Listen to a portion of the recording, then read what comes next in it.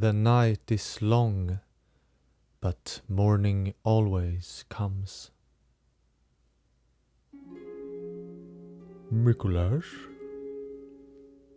He turned away from his notebook, which he had shortly before opened up randomly, and feigned focus upon noticing the members of the directory approaching from opposite the entrance grounds, ending the long street running through the Menzies district. It was a day in late spring, with the sun shining upon the front of the Menzies Academy, which Mikuláš often chose as lunching spot. Professor Haywood had addressed him with every other of his colleagues standing behind him. The way his tone had been when asking for him had been formulated carefully and with a hint of excitement, likely deliberately. He played the part of being surprised, though the reality was the opposite. Yes? Congratulations. The Menzies board have reached a decision, and all qualification requirements fall in your favor. The position of headmaster of the school of Menzies would be appointed to you. He had worried that his impression would be harmed had he exhibited any joyous traits, but the pure exultation was too great to resist, and he exploded in a broad smile and cheery laugh. Oh my, I am honored. This means so much. We are glad. We feel confident in our decision. The members remained with some patient expectancy, where he calmed down somewhat when realizing what they anticipated.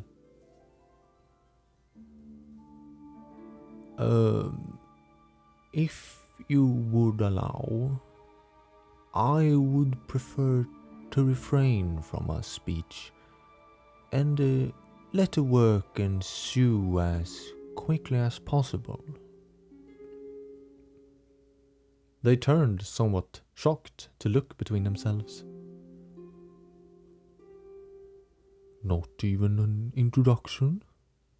Only a short one? He stood firm by his intentions and shook his head. It can be announced, but I would rather take it as it comes along. Another look of a bit more mild confusion, but eventually Haywood addressed his following. No speech then. Go and announce the new headmaster, and that schedule will resume. All except Haywood left. The elder professor with bushy mutton chops sat down with a strained grunt next to him on the bench. Lady Luna was a dear friend, as you can imagine. Always working hard, that one. Her gruesome demise has saddened me greatly. He fell silent and looked out over the main plaza that stood at the entry to the school, bathed in the warm light only spring provides. Many were qualified, to be sure. Do you know why we decided to appoint you? I do not, he replied bluntly. I had never anticipated Luna to have appointed me herself. Had she been included in the matter? Professor Haywood smiled longingly, with a tricky leer to it. You are wrong. She might not have shown it.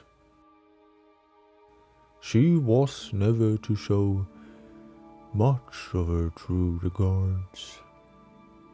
But we appointed you in obligation to her spirit. I astutely believe she would heartily agree with our decision. Among all the applicants, which were many indeed, you had her fire, the drive that catapulted us forward in scientific exploits.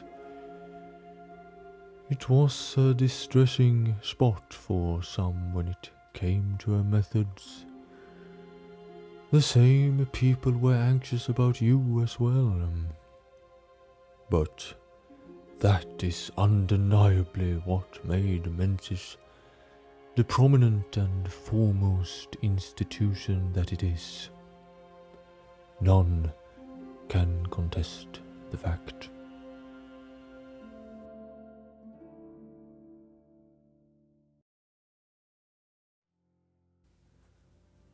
Mikolash perused the collection of volumes in Luna's office.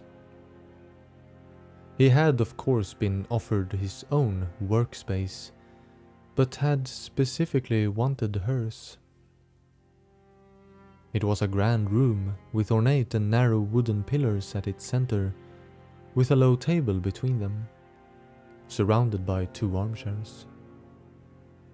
Behind lay an open floor space, encircled by bookshelves, a space he commonly knew to be crowded with an absurd array of projects coming and going.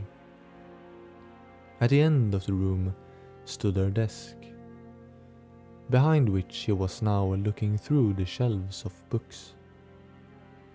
Much of its contents was academic utensils of many forms, with only some personal effects lacking.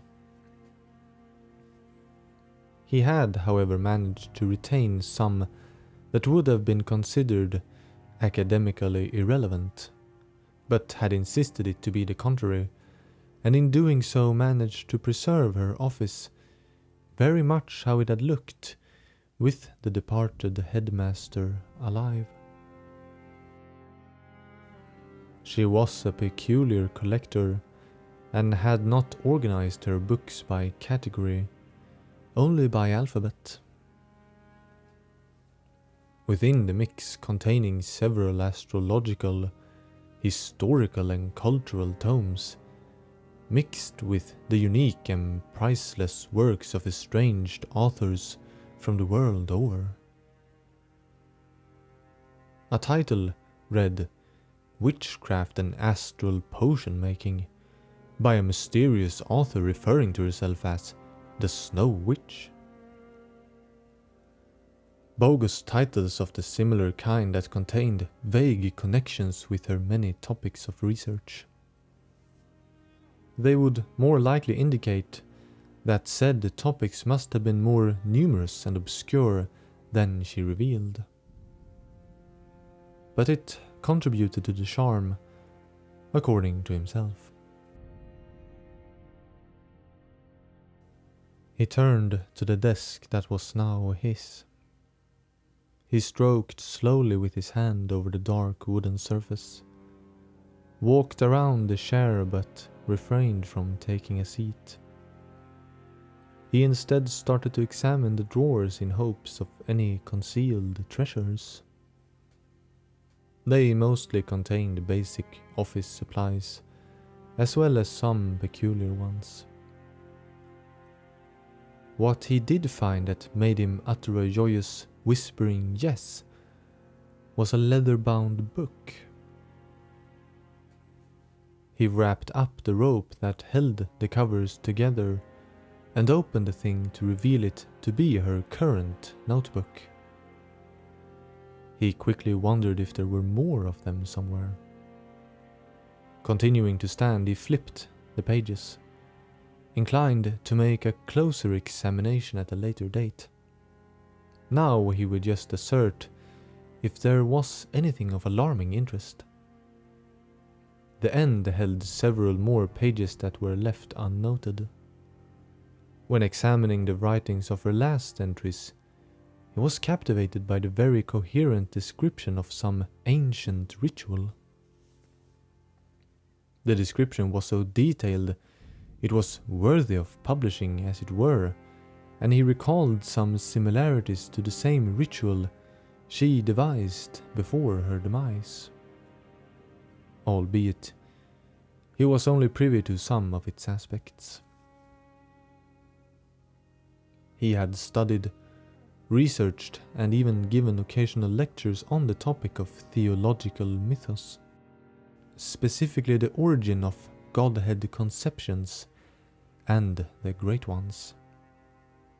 The whole area had always piqued his interest in a violent manner to the point it could make him a pious believer. Not being a man of the church, his own beliefs did lead to a much more rationalized approach than the church doctrines about the gods, or the Great Ones.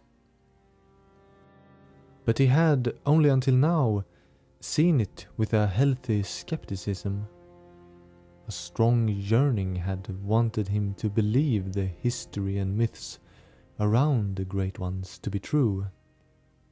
After all, it was one of the school's primary tasks to establish their definition of existence outside the religious sphere. But here he discovered something that made a profound ambition take hold of him. One of such proportions he knew consciously in the moment his life had been changed.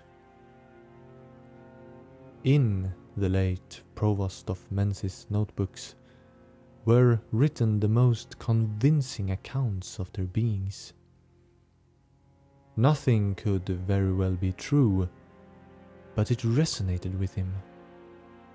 It told of a way she repeatedly referred to as reach out to them.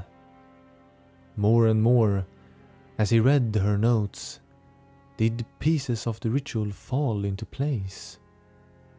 It mentioned frequently the attachment of the body of the Godhead and the speculation of mankind's inherent ability to link with a greater entity simply by thought alone.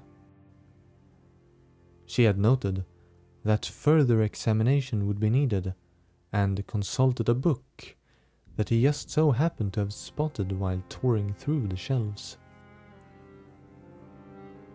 He slammed shut the notebook, now knowing with powerful determination where Menzies' next great find would have its start. With eager steps he jumped over to the shelf and spotlessly picked up the book called The Amygdala, an otherworldly study by Lawrence, vicar of the Healing Church.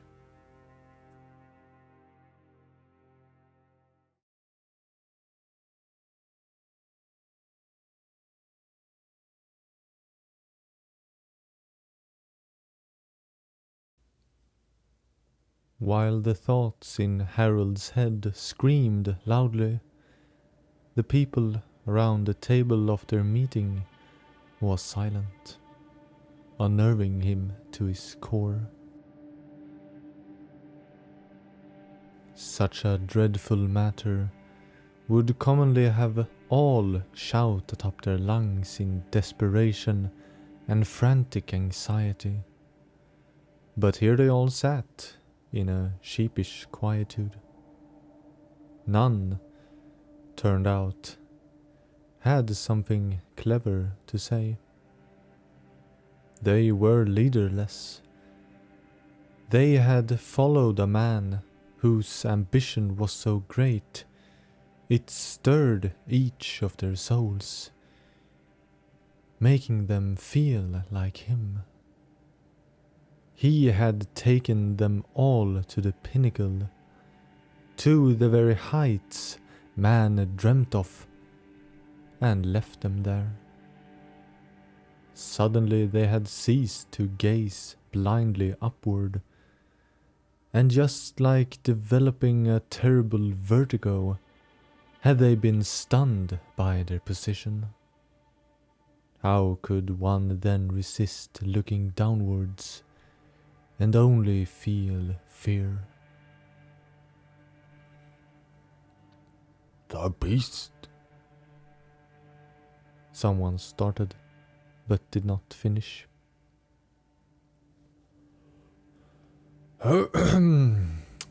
Well, it is a tragedy. Harald picked up, but quickly felt all logic reasoning of any words leave his senses. It is apocalyptic. The lean and weak-featured cleric Reed started. What will we say? The vicar? A beast? It's unthinkable. I agree, but we cannot shy from the truth. The truth being our brilliant vicar succumbed to the scourge of beasts. That was not supposed to happen. It could not have happened. The phrasing of the distraught Reed made a thought unlock itself in Harald's head. A whole scenario just appearing as if it had always been there, only concealed by menial conditions. But is that not it? He exclaimed with eyebrows raised and eyes widen in an expression of both surprise and anticipation. They all looked inquisitively at him. Anyone can succumb to an illness. Have we not already made it clear that anyone can be a victim of beasthood? Calling it a trial of faith. Just how would it look when the very pious vicar contracts the plague of beasts? Like a not so pious vicar, Kim said spitefully. Or like a martyred saint? Her face, like many others, then morphed in realization. My fellows, recall the divine air of old. How a queen gives birth to a holy child, heir of God, and bountiful times follow. Times of peace and plenty. But like all things, the child passes and hardship awaits, leaving us with only a pleasant memory. To this day, people still tell about a mother who cured Yarnum long ago with the same blessing. Like that holy child, destined to pass on, so did our vicar Lawrence, as he had worked tirelessly to find a cure. He delved too far into the depths of the disease that he himself became its victim. That's the vicar everyone knows, as well as the legacy he built. Clever calculated, Harald, Reed replied doubtfully. But still, what of the truth? The truth that he wrought it upon himself.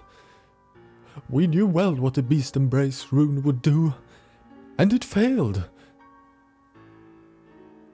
He may have, but his intentions were true. It is no lie to say he died for our sake. Trying as he did to solve the riddle of the scourge, he simply lost himself amidst the pieces. He stood up and started to walk around the table, behind the backs of the high clerics as he spoke. He may have lost himself in the act, but it does not dispel the fact that it is the answer. It is merely a distressing fact for the public to be privy to. So he suffered his fate like a true martyr. But the next vicar will ensure his success. His greatest accomplishment was to brave the nature of the beast and embrace it, showing us the way. Albeit a horrifying visage he became. Never had I seen anything greater in my life. The form of true greatness. Only he miscalculated. The next vicar will correct the error and complete the process of ascending. No. And who do you intend is proper to take up this mantle? Reed asked with a snide tone. I volunteer. For the public, I will take the mantle of vicar with your permission. Together, we will build a new healing church. We will solve the mystery that Master Lawrence left us.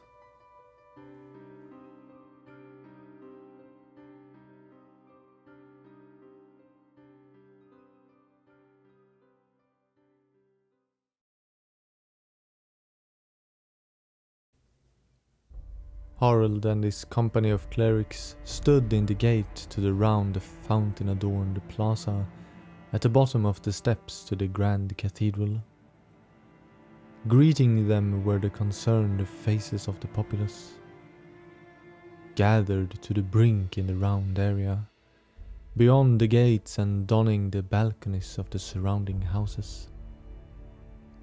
They looked toward the promised greeting that would shine the light in frightening darkness.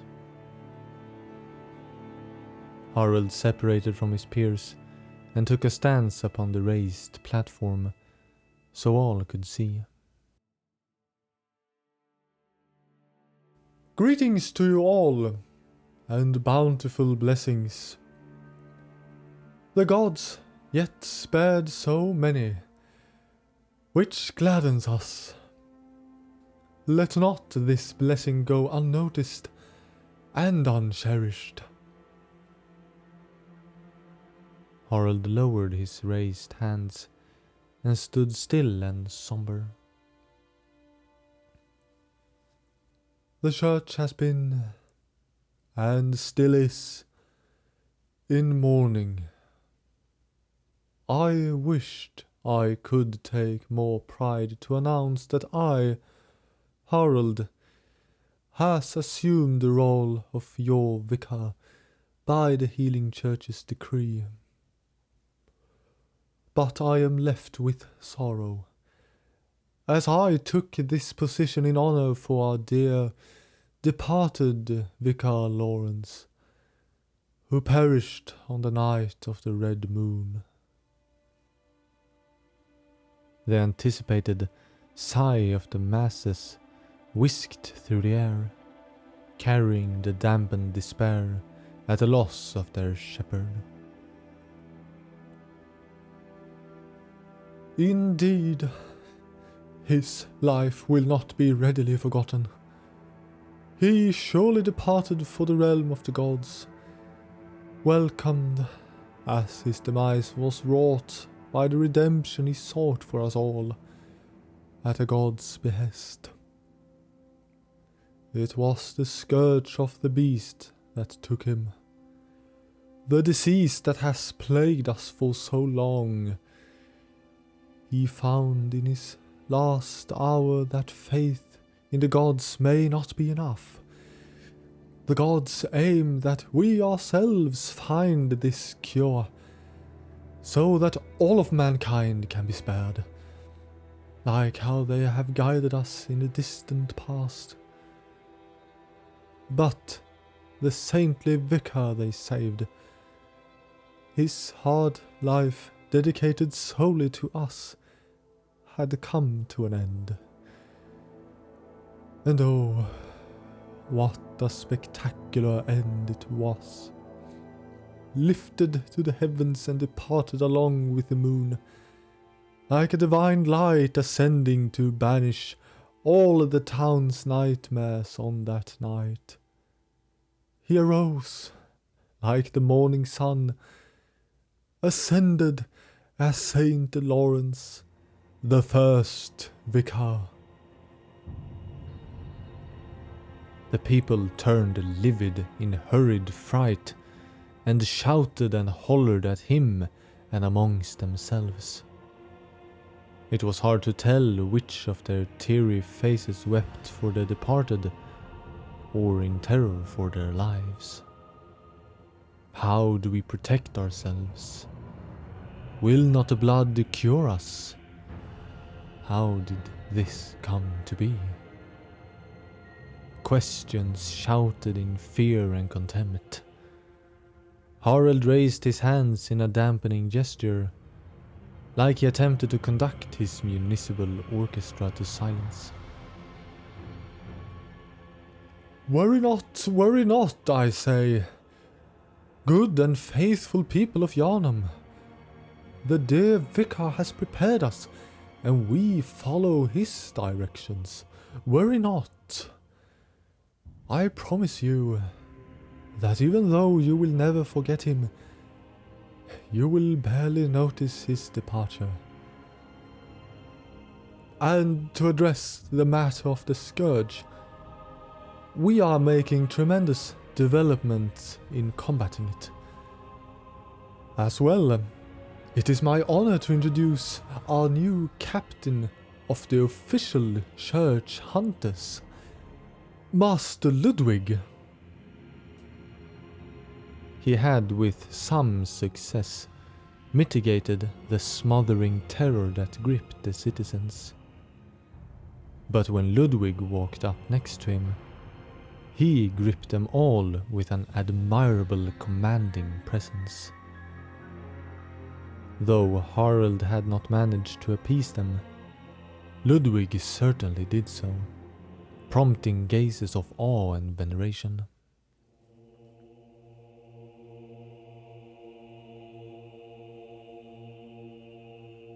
Though dark times may preside, Ludwig spoke ceremoniously, yet with a secular awareness. Faith yet flickers in our hearts. For the sake of our vicar, who forsook his own life in pursuit of our prosperity, I know the scourge will not prevail.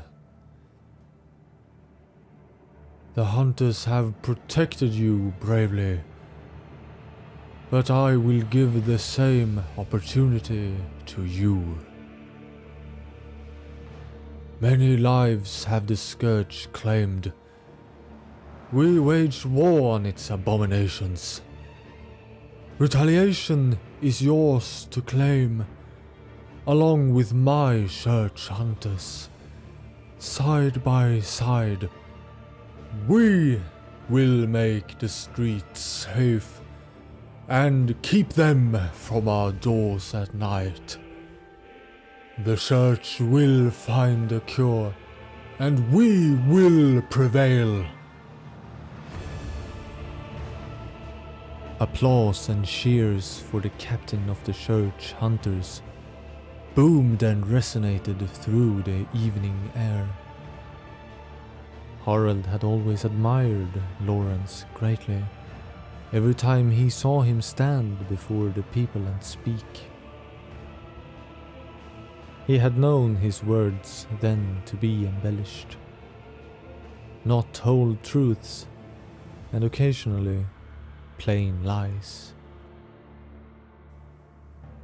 This escaped him as he stood and applauded Ludwig, seeing the relieved and proud faces of the people.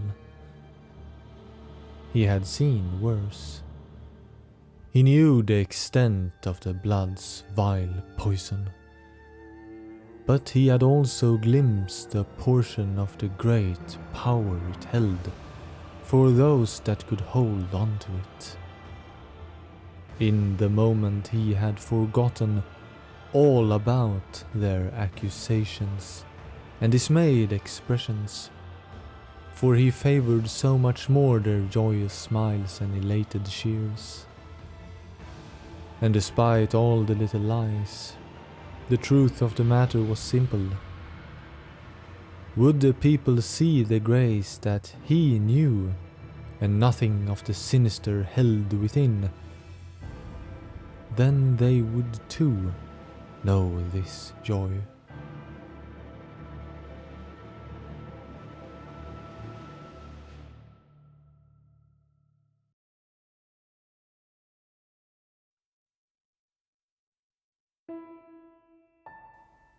In a murky corridor, a solitary cell shone light from its interior out in the darkness. Harald homed in on the unpleasant beacon. Inside was a corridor leading further down a short stair, ending in another cell door. Peering through the little barred window, he saw Brador, sitting on his bed in a spacious but sparse room. His clothes were the same from the day he had unwillingly solved a tremendous dilemma.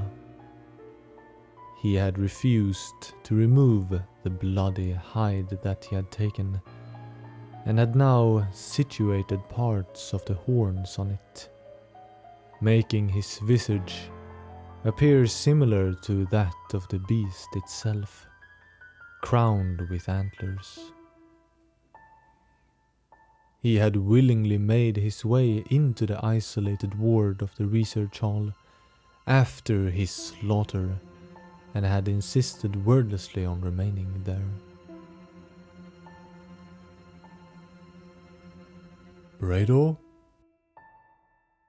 Harold called, and he slowly turned his head in his direction. His face was partially covered by the hanging hide, and an expression could not be made out. I am not here to protest anymore. This decision is yours. But I come with a proposition that may very well interest you. He took out the little bell he had brought with him and held it through the bars. Brador was intrigued and stood.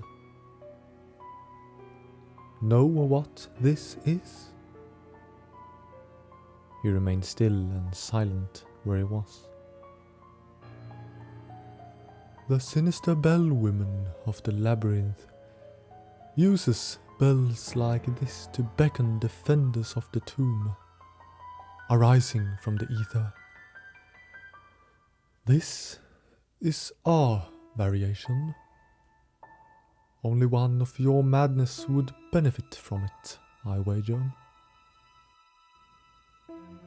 Brador walked up and took the little bell in his hand. Its resonance is uniquely cursed.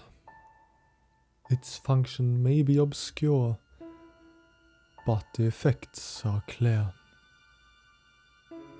Brador turned impatiently at him. I know not what has become of your mind, but I know what has caused it, and I know you wish none to know. We share in that.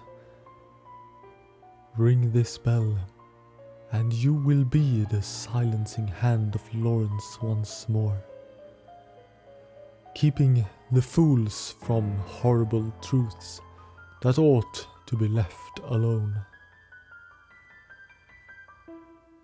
Brador looked down at the bell and shook it gently. Those who should not know will hear the toll of the bell. Then Brador, the church assassin, will be upon them. Without a word, continuing to shake the little bell, Brador returned and walked back to his bed. He took up his mace, and Harald turned and walked away quickly before he could see what Brador frequently did to himself in his solitude. But hearing the flesh-rendering flails that spilled his blood, he could unfortunately hear just fine.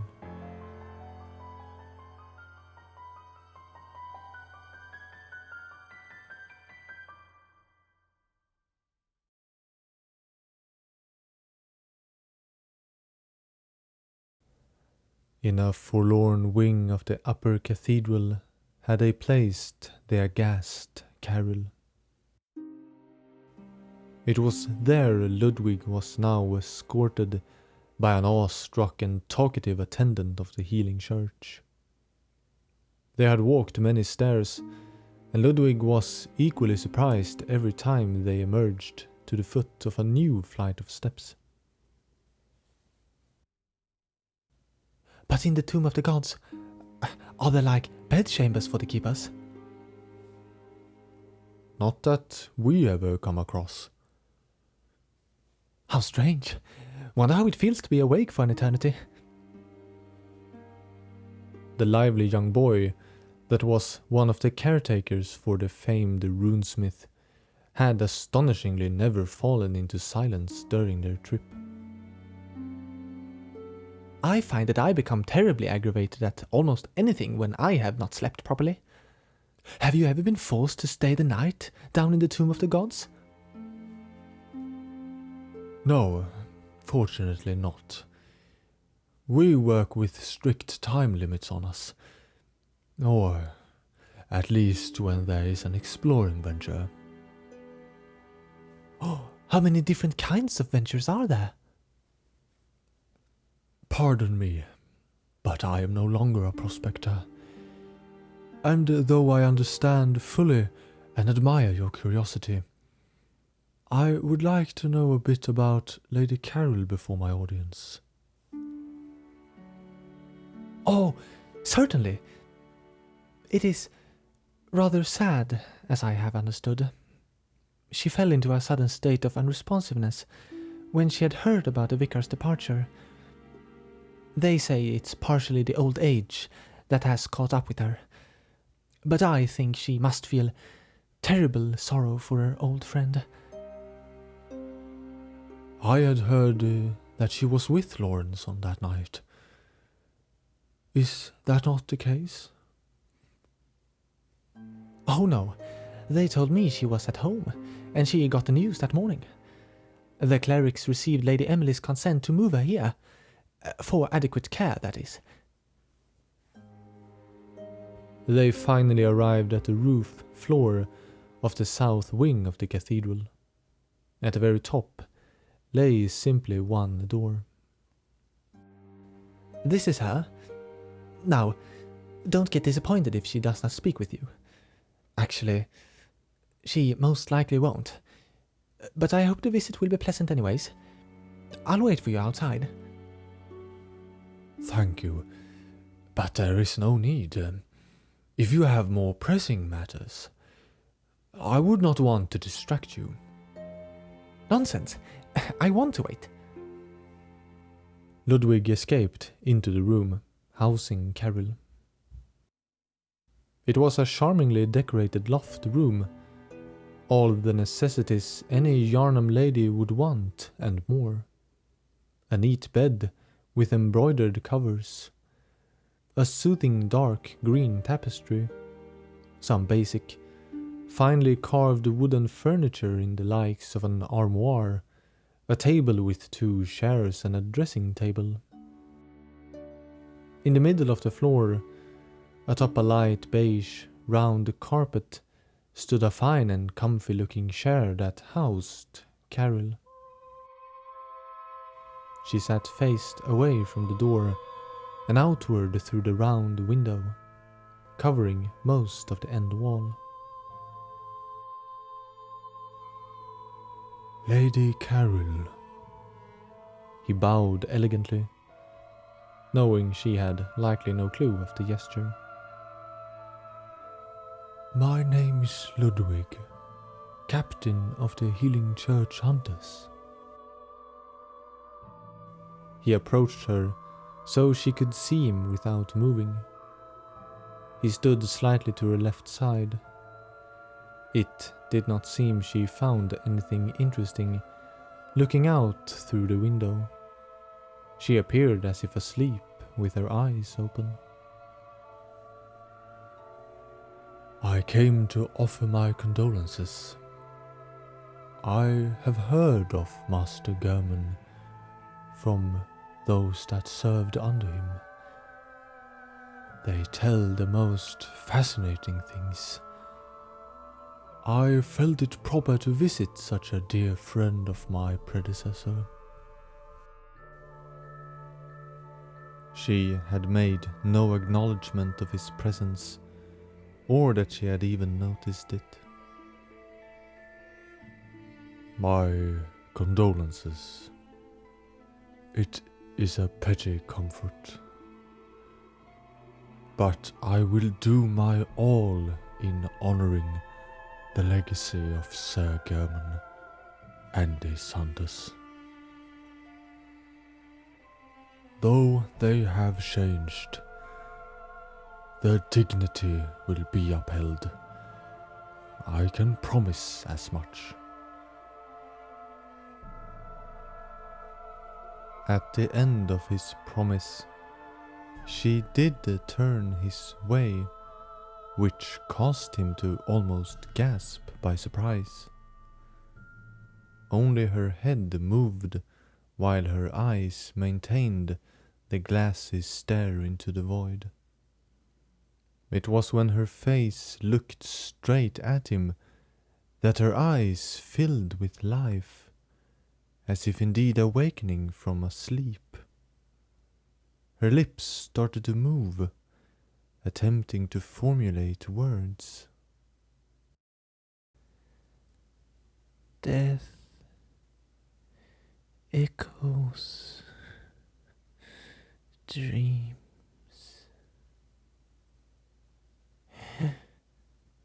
Lauren seeks it yet. His dream. Her face was unmoving, and although it was hard to remark on noticeable features, her eyes plainly conveyed an incredible fear. My Lady Carol? Her eyes started to dart back and forth around him, until she had to make an effort to look away from whatever she saw. She looked down into her lap, tears starting to traverse her face. Eyes still fixed downwards, her hand searchingly reached out after him, her fingers feeling for something. Ludwig sheepishly gave her his own hand, but she evaded it. She reluctantly gave a quick, indicating glance up behind his back, where the hilt of his greatsword rested. The sword? Her fingers eagerly signaled his correct assessment. He held his sword dearly, and had it been anyone else, he would politely deny the request. But he had the humblest pity for Carol and complied. He unholstered the straps and slowly held the handle towards her. her eyes turned to viciously examine the sword with frenzied eyes. They soon became calm, and she closed them. The faintest of smiles could be noticed, but it was not certain. She reached once more for the sword, fingering along it down towards the blade. She cut herself on the index finger, and Ludwig quickly withdrew his treasure. Oh my, I'll see to the wound. Deepest apologies. She pointed with her cut finger at him, and with her other hand held it in a fashion that indicated she requested something. It was a pleasant coincidence that had Ludwig placed his own hand in hers. Perhaps it was a sort of guidance, or just a strange notion, but he did just what she had wanted him to do. In the palm of his hand she started to draw a line. From its starting point, she turned to form a little spiral that reached upward in a graceful curve. Near the end of the curve she drew a wavy line, making it look like a figure reaching for the beyond. She finished with a little dot at the end and gave a near sobbing statement.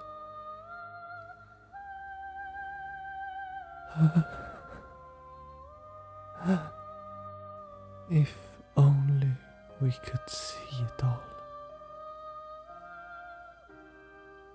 She then lost the expression the blade had caused her, turned once more to the window, and assumed the exact pose and expression she had upon entry. Ludwig looked down at the hand. He had never shared a symbol with anyone, but despite not having lived what he lived, Carol had somehow seen it too.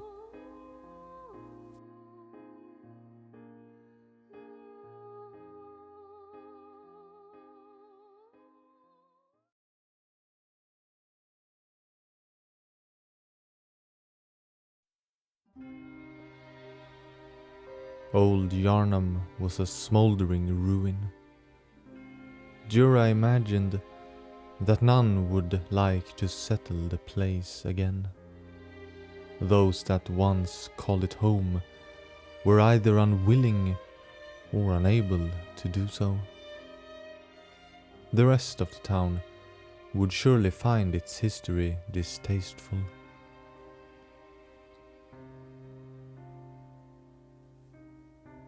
He had returned to the dream where he was urged to awaken. He had thanked German for everything, including the mercy from the nightmare.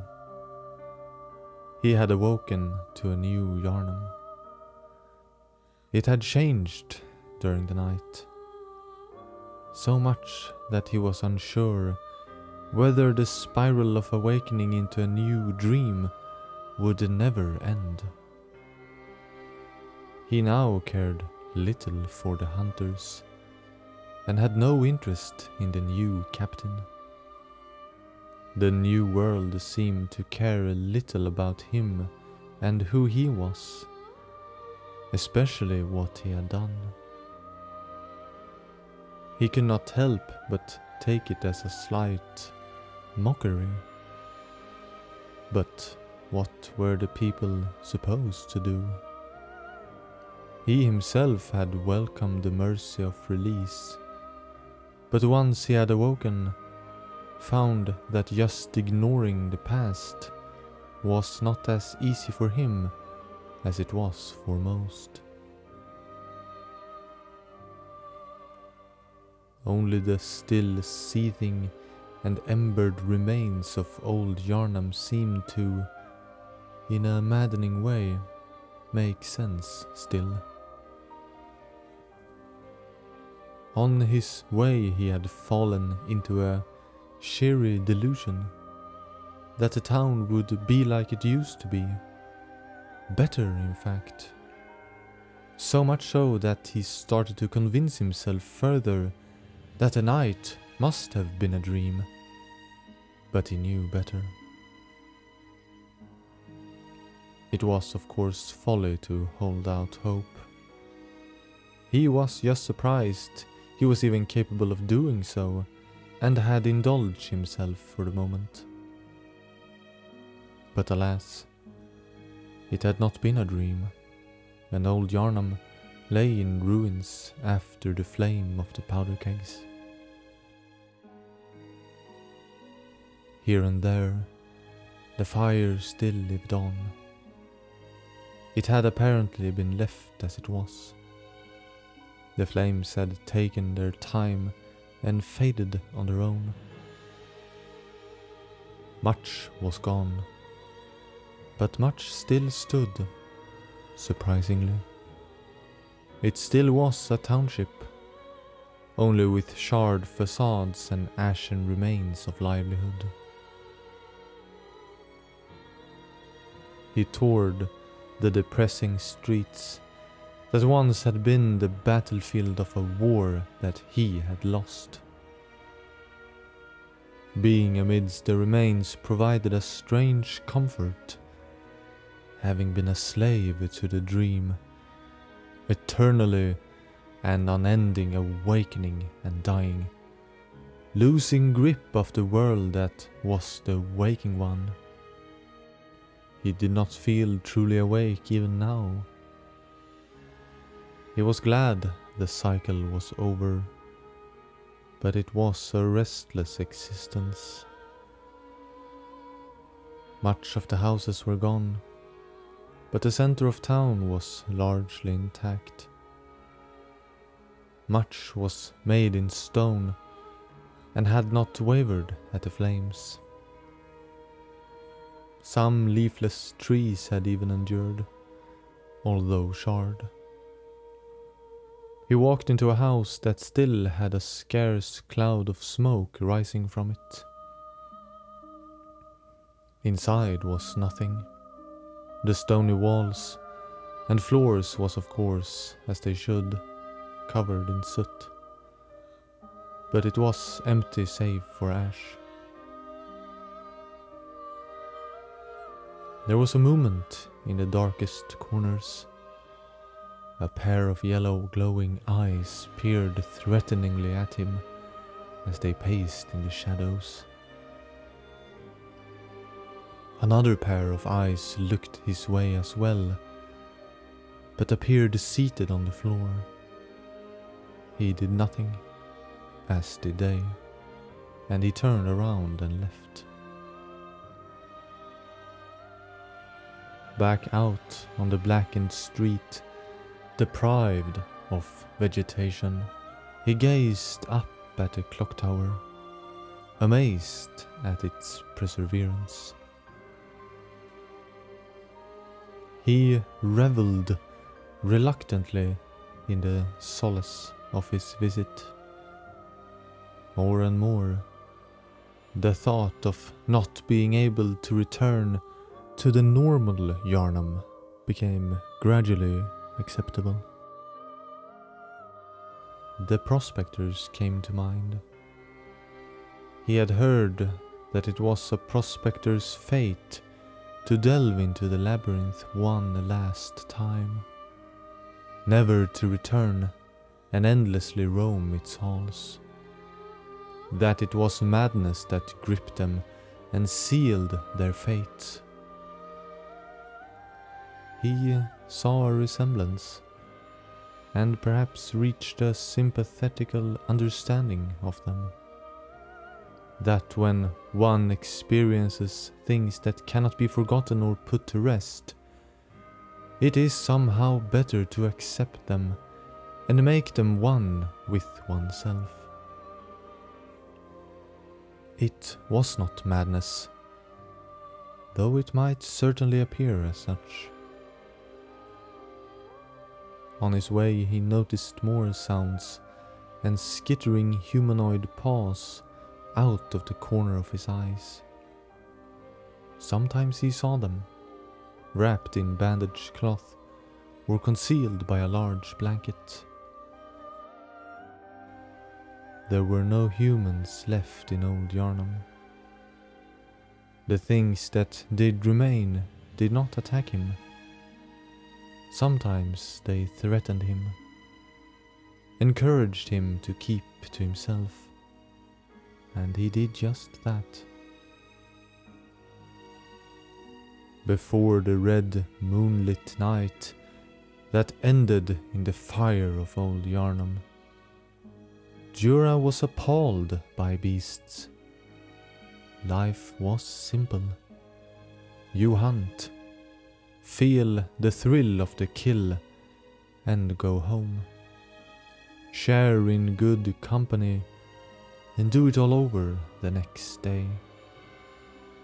But on that moonlit night, he had seen that there was more to life. He did not take the blame, for he knew who it belonged to. But he did feel ashamed for his naivety. Sure, there were terrible and evil fiends in this world, but on that moonlit night, he had seen that sometimes the fiend is the one next to you, and the one at the end of a pistol is the innocent.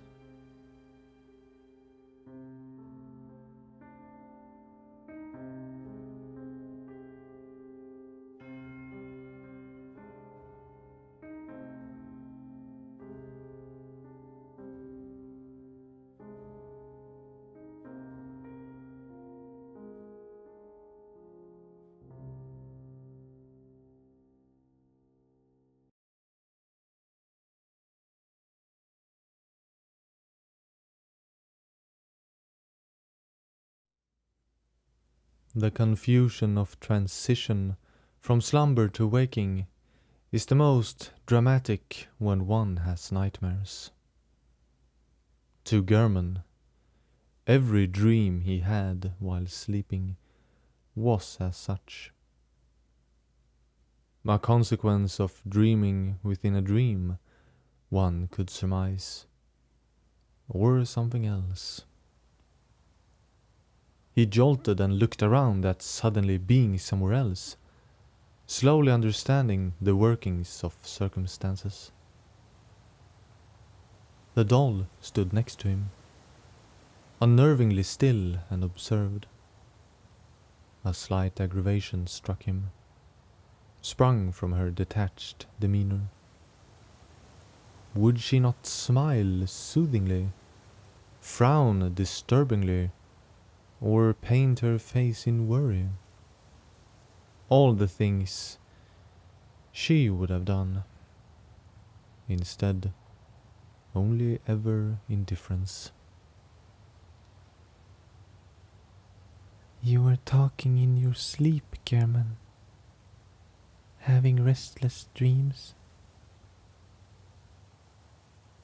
He did indeed feel rather drained, as he had not been having proper slumber as of late. But he felt not for sharing. It's temporary. Only bad dreams. Do you want to talk about them? No. Does it not help to talk about one's dreams? While the point did not encourage him particularly, he never could say no to that face. Well, he straightened himself in his rolling chair and corrected his overcoat. I was walking here over the clouds, but on top of them the moon walked with me in the sky. moving before the clouds as I ventured onward. Then I heard the cry of a child, and was suddenly falling through the fog. I was never afraid. I landed in the old grand cathedral. You have never been there. You should ask the hunters about it sometime. Anyhow, I looked around, still surrounded by the moonlight.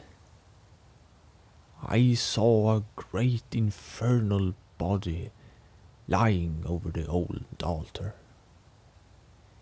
It was strange. A beast that was on fire. I can't recall ever seeing such a beast in my life. Lawrence was there too, and he was looking for something. In the dream, I knew what he was looking for, and when he found it, he was supposed to come for me, take me from the dream. But he looked awfully confused and disheveled. In the dream, I felt terrible remorse and hopelessness for him. But it was just a dream. I can only hope he one day finds what he's looking for.